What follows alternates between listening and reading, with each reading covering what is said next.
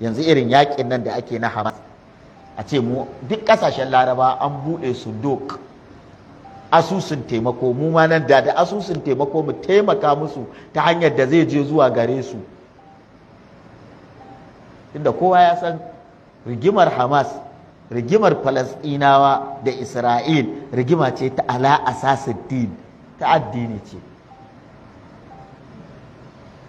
Shi yasa Falasɗinawa ba sa duk abin da zai same su. Ina ganin mutane da yawa a Facebook suna rubutawa ai sun san sun tsangwalo wa kansu sun taba Isra'ila, gashi nan ana ta rugurguza gidansa ana kashe su. To sai me, sun fi ka sanin Isra'ila kuma sun fi ka sanin me za ta yi suka taɓo ta.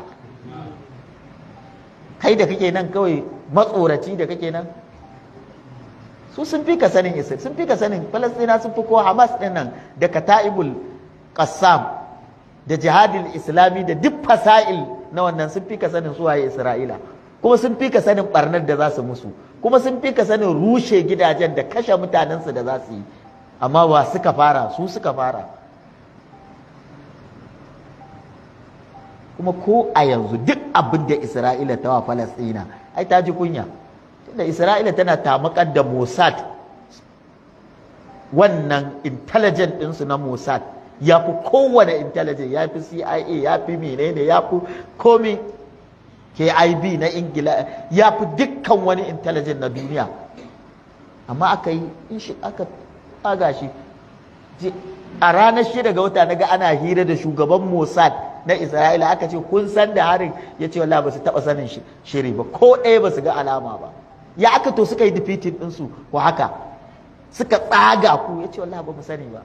Sun tashi ne babu labari ko hasashen duk ƙaryar da Isra'ila take yi na intelligent, na leƙen asiri da menene, an tashi da musu yaƙi ba su san yadda aka shirya ba, kuma yaƙin ba a shiwa'i ba ne ba.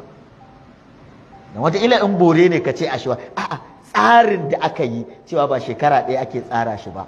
Shi da kansa ya ce tsarin da Hamas da Falasɗin suka yi wannan ya nuna ya fi shekara ɗaya suna tsari. To me yasa ba ku gane ba? Sau da yadda suka raba abu, da jabahohin da suka raba mutane, fuskokin da za su je, da tanadin wanda za su rushe ginin katangar da aka yi, da wayoyin da aka yi, da motocin da za a tafi a rushe, da waɗanda za su yi tasalluli cikin dare su shiga wajejen da su za a fara amfani da su, da tsare-tsaren da aka yi. In ka gani kai ka san cewa da yadda in an kama sojoji na Isra'ila yadda za a shiga da su, da muwasalan motocin da aka tanada da za su ebo bursuna su kai su wajen da ake tunani waje ne hassas, waje ne da Isra'ila ta jefa bom ta gama da su cika wajen da 'yan Isra'ila Yahudawa. Duk wannan takhatsiri kana ji da suka yi. Da Isra'ila take so ta duka sai take so ta daka, sai a nuno sojojinta 50 a wajen, za ta iya kashe su ne? Kawai yanzu ta baje kawai gidajen gari take zuwa tana ta rushewa, tana ta barna, tana ta rurrushe. Sun san za a yi haka, don shi yasa suka yi hutun makaranta, shi yasa suka yi nafak, suka yi gidaje a rami a ƙasa. Lokacin da za a kai wannan harin na farko 6 Oktoba, 6 ga watan Oktoba, duk yawanci yara an shigar da su ƙasa. Amma Isra'ila bata sani ba. Abun mamaki, shugaban Isra'ila, shugaban Mossad yake cewa abin da ma yanzu ya jawo har muke tuhuma, ya za a yi mutanenmu ma da muke ba kuɗi su kawo mana rahotai a cikin Falasɗinawa, me yasa ba wanda ya mana wani abu? Ɗan jarida yake tambaye shi, yanzu kun shiga cikin warɗa, ba ku san me za ku yi? ce mun shiga cikin warɗa, ba mu san ma me za mu yi ba, saboda abu ya an faji abu. Kuma duk da sun san Isra'il, sun fi ka sanin ƙarfinta, sun fi ka sanin mataimakinta turawan yamma, gashi nan duk sun haukace da duk cutar da ake musu. Amma ko banza yanzu dai duk Behudan da ya gudu a ƙasa da gudu ya kilomita 10 yana gudu ya tsira, ba zai dawo ƙasar Isra'ila ba. Wala tajidannahum ashaddan nasa, ba zai dawo ba. Sannan duk wanda ake wa kamfen na duniya su taho, ba wanda zai zo.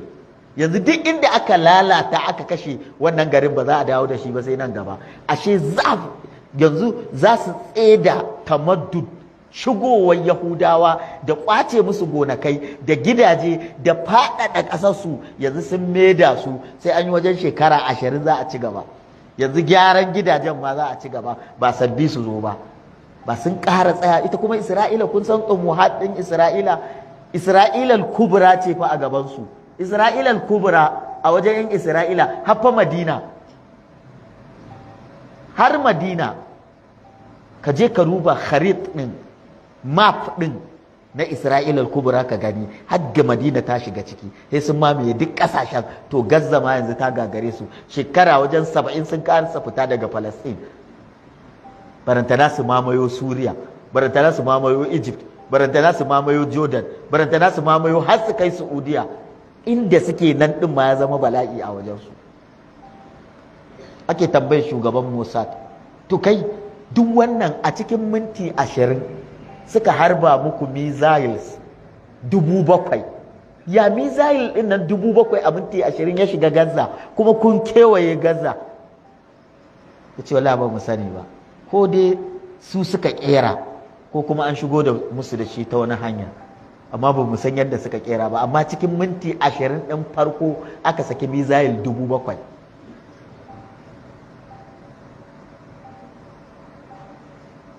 Kuma tamin 6 ga watan Oktoba 1973 lokacin ne aka yi yakin Isra'ila da Larabawa. 6 ga watan Oktoba 2023 da suka ce su abin da suka bayyana a duniya za su yi zikira tuna yakin Oktoba 40 da shekara 40.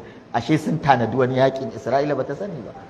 Sai su ga ana ta ɗaura tutoci, ana shirin biki, ana sa ƙwayaye, suka sake kawai nan bushe-bushen su za su yi da raye-rayen su, za su yi bikin tuna da shekara 40. Ashe wani sabon yakin ne za a ɓallo.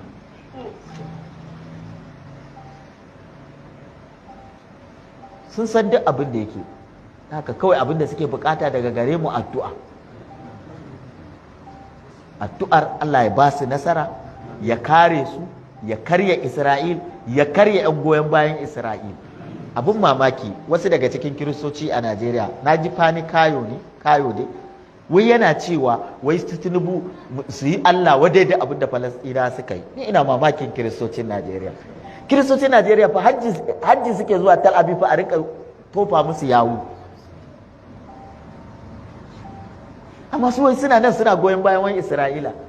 Wata na ganin kamar nasu ne. Isra'ila da in ka ga Isra'ila ta nemi haɗin kai kiristoci to akan musulunci ne. Kuma in ta gama da musulunci to kiristoci za ta gama da ku. Ba wani Behude bai san komai ba. Ba wanda Behude ba ruwan shi da wani jinsi. Laisa alaina fil ummiyina sabilun. Ba ruwan shi da wani jinsi. Behude shi kadai ne sha'abullahi al-mukhtar. Zaɓaɓɓun bayan Allah su kaɗai suka cancanta su zauna a kan.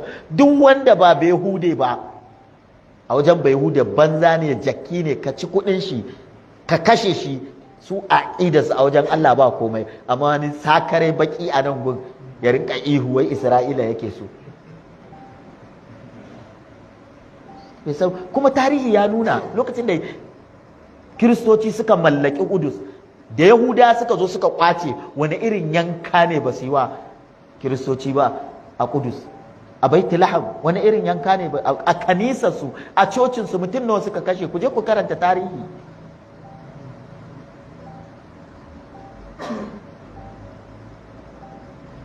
Duk wannan musibar rayuwar ta duniya da kuke gani, Yahuda ne suka sata.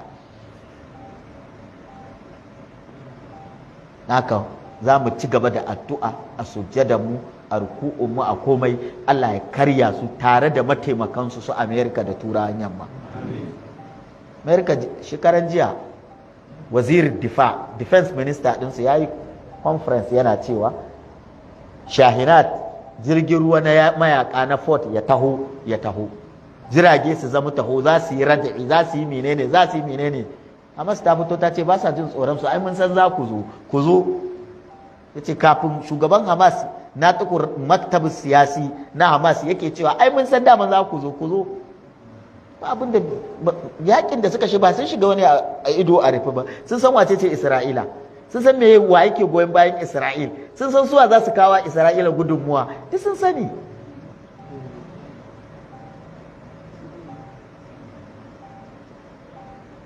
Ma kasashen musulmi suna nan suna ta cewa a tsagaita ruwa wuta, abinda su Dubai ma abinda suke ce abinda Falasɗiniya suka yi bai kamata ba, sun rushe gidajen Yahudawa. Ka duba gonakin mutane a kwace, a kore su, a hana su noma, a hana su komai, a gina wasu gidaje su zauna. Wai dan na zo na ce tashi, wai a ce ni nayi ba daidai ba. Wai ko musulmi ne dan uwana yake faɗa wannan. Gona ta ce fa iyayena da kakanni aka kore ni da ƙarfin tsiya. Dan na rama na kore su, wai a ce wai ban yi daidai ba, amma su lokacin da suka yi ba a ce ba su yi daidai ba, saboda lalacewa shugabannin musulmi.